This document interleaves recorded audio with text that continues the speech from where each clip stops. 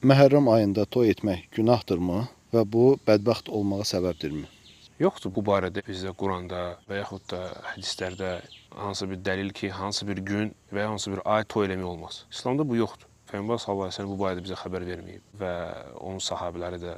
Bilirsiniz, yəni İslam tarixi böyük tarixdir. 1400 ildən çox bir tarixdir. Orada həm ağır hadisələr də olub, çətin də hadisələr olub, bədbəxt hadisələr də olub, həmçinin gözəl də günlər olub, gözəl hadisələr də olub, zəfərlər olub və s. Biz hər o günləri bir bayram və bir matəm eləsək, biz hər gün bir matəm keçirdik. Bu da nə olacaq? Dini dəyişmək və dini çətinləşdirmək olacaq insanlar üçün. Ona görə baxın, burada mühüm məsələni başa düşmək lazımdır ki, Allah Subhanahu va Taala Qurani-Kərimdə Maidə surəsində buyurur ki: "Əl-yevmə əkməltu lekum dinakum."